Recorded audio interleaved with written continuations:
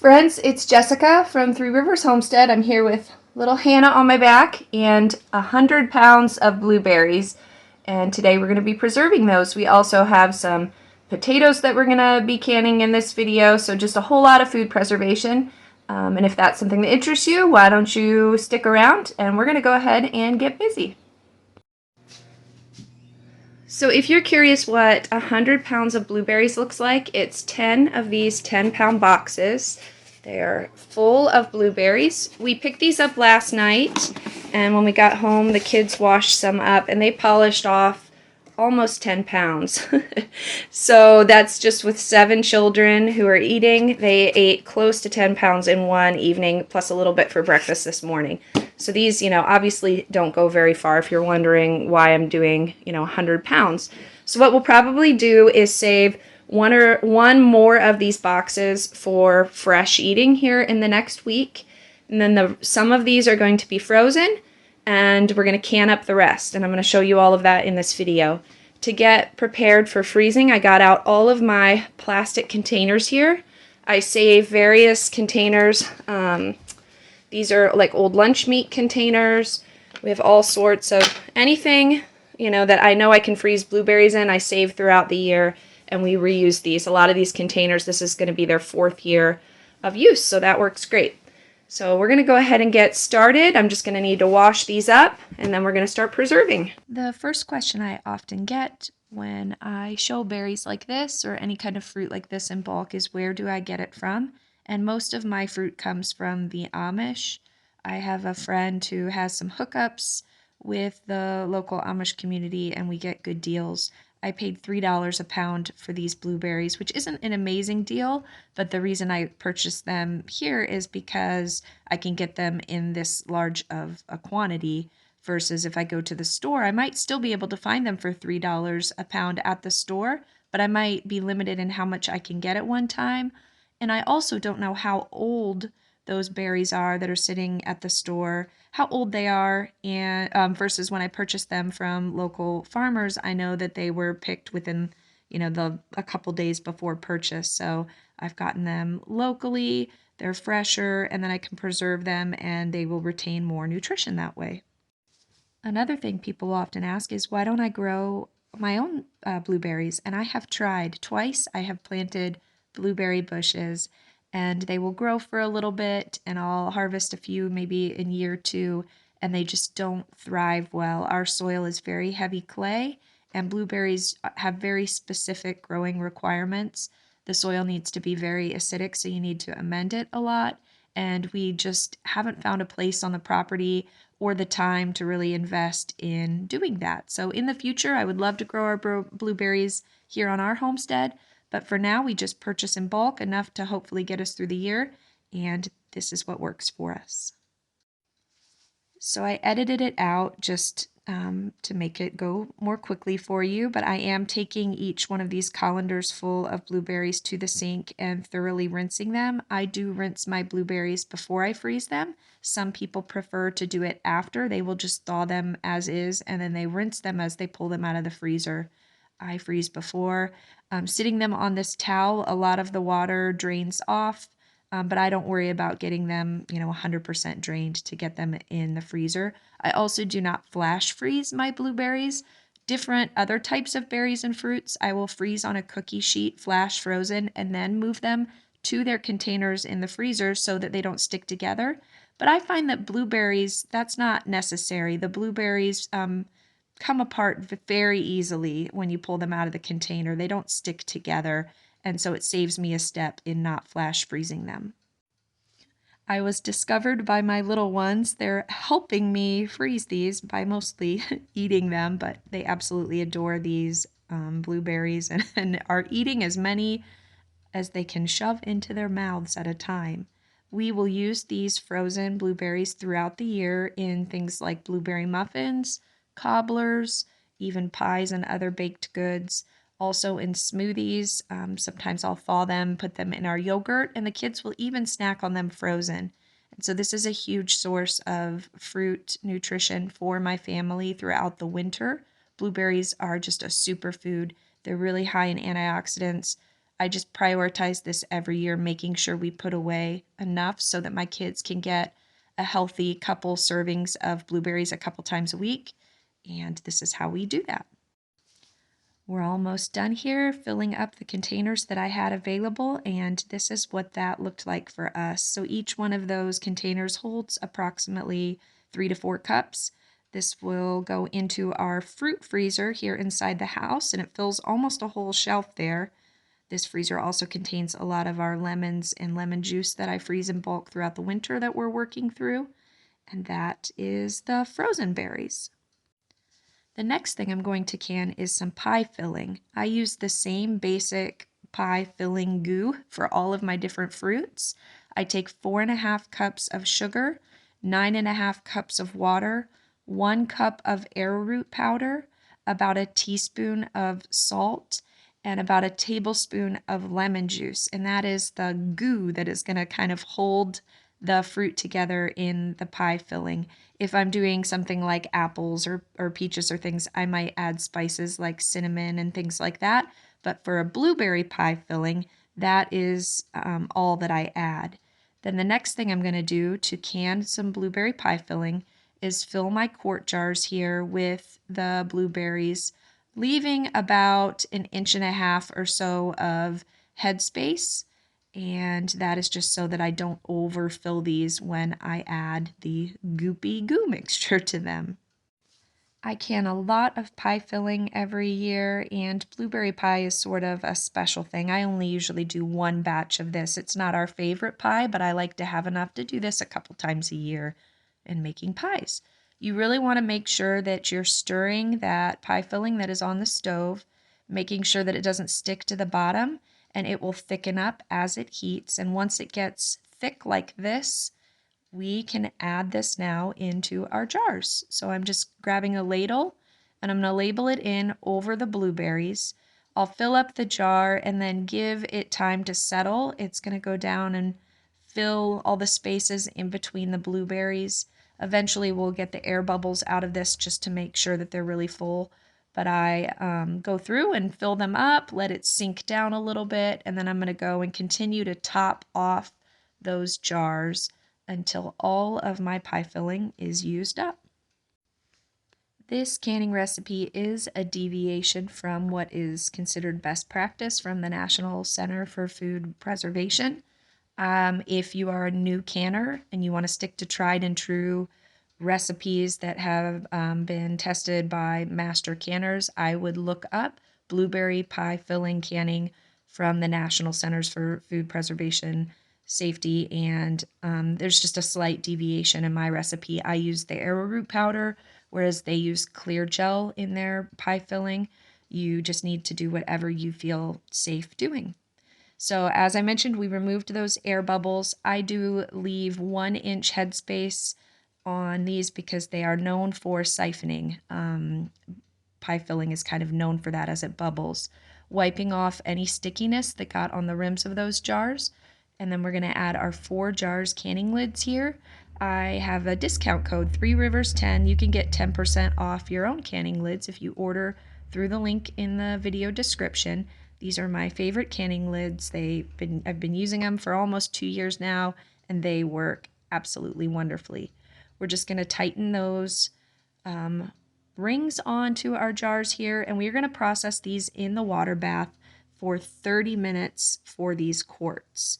And once we get these in the water bath, we are going to move on to our second canning project with the blueberries. We are going to make some jam, and I typically use Pomona's pectin, which is a low sugar pectin, but I had this box of Sure Gel pectin in the back of my pantry that's going to go bad soon if I don't use it.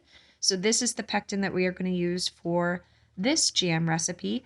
These packages of pectin come with all of the instructions that you need in order to make your jam, and every type of pectin has a different amount of sugar. You don't want to deviate from what it says and try to use less, or else your jam might not set.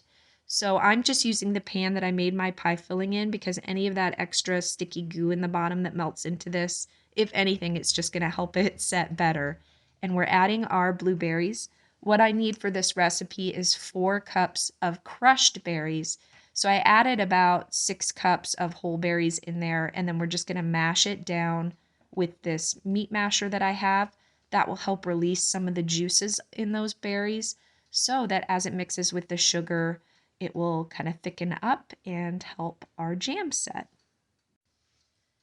As I mentioned, I typically prefer a lower sugar product using Pomona's pectin, but it's not going to harm anybody to have a little bit of jam that's extra sugary as a treat every now and then. We will have this on some homemade bread over the winter with a meal or something, or with breakfast with some scrambled eggs, and that extra bit of sugar isn't going to hurt the children. They will enjoy that quite a bit. So once we have our berries all smashed up, now we're adding our sugar. It called for 4 cups of smashed berries and also 4 cups of sugar, so equal parts of fruit and sugar, whereas a Pomona's pectin recipe might have just had 1 cup of sugar in a batch this size. So we're just going to mix that together, make sure all of those juices are flowing, get the sugar thoroughly mixed in, and then we're adding this whole package of pectin.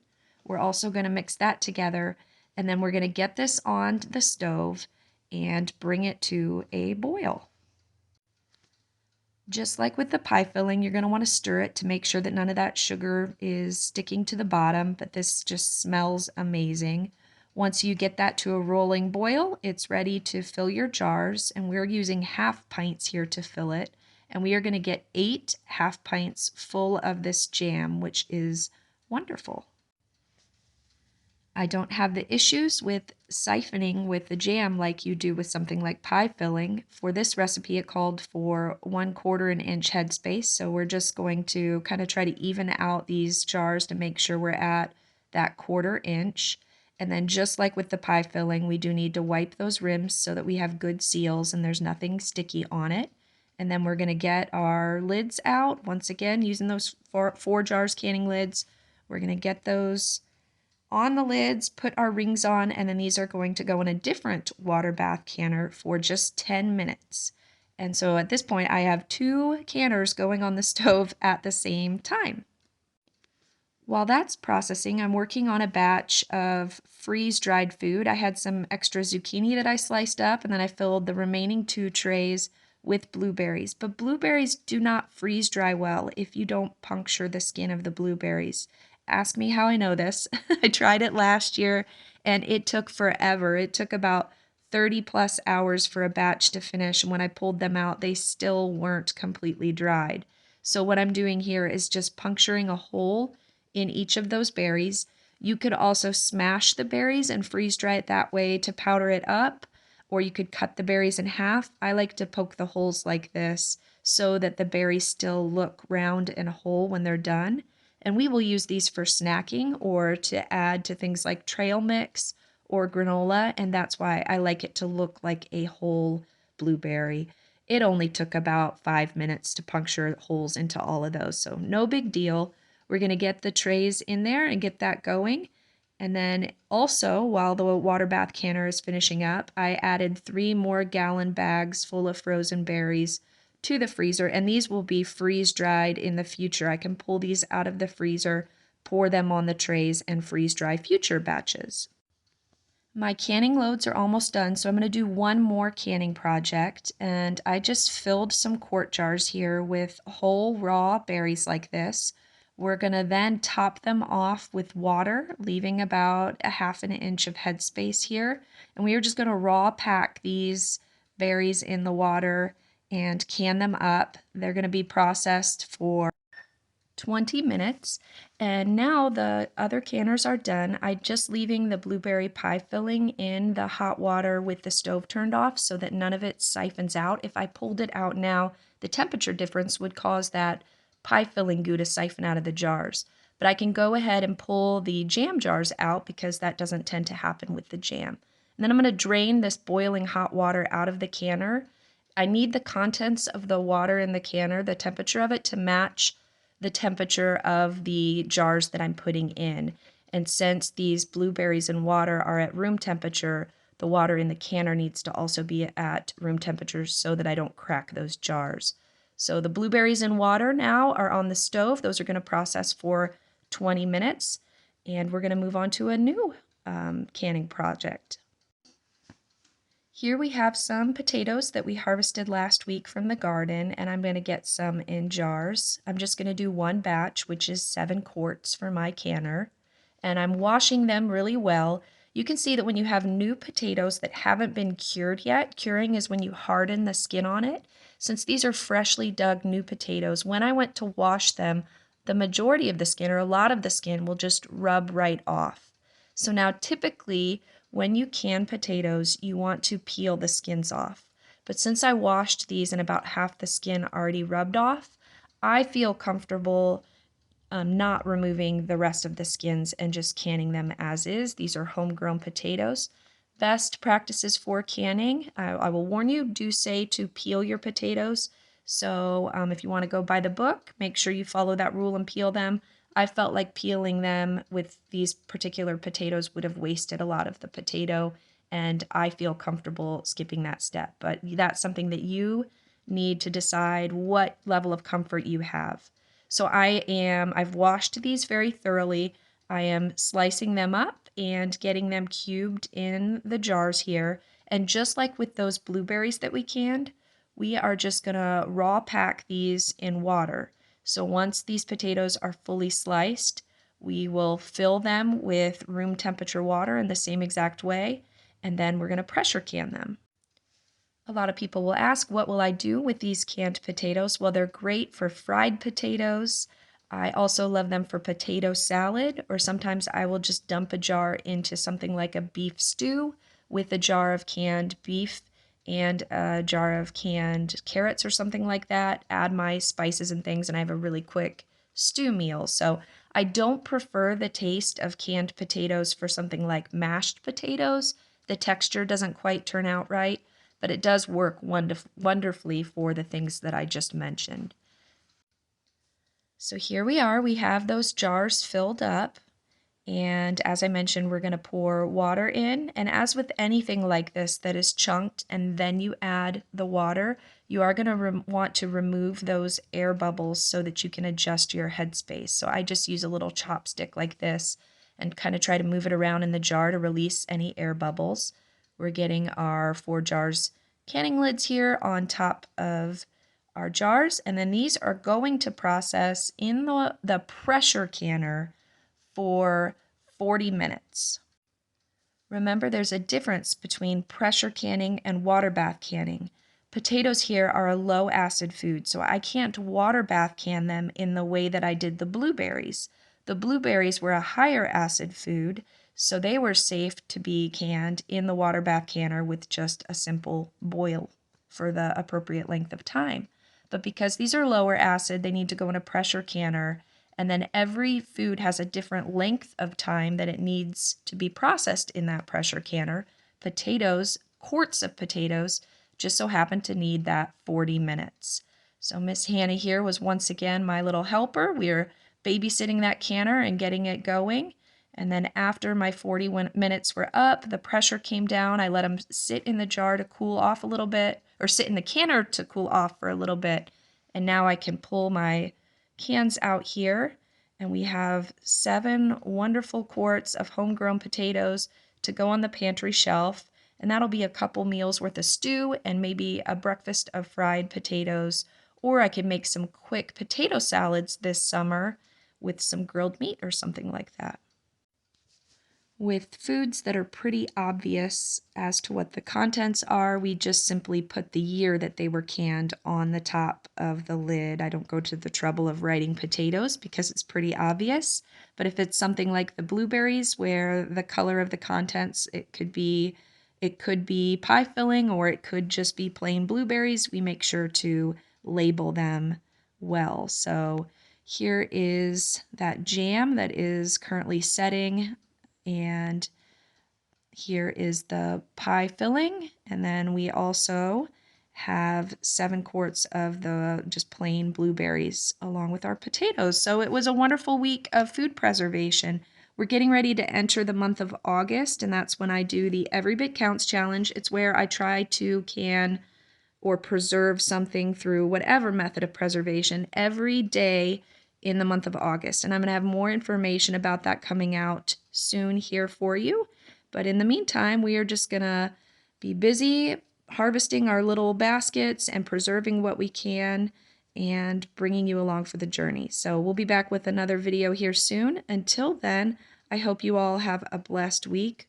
We will see you later, friends. Bye.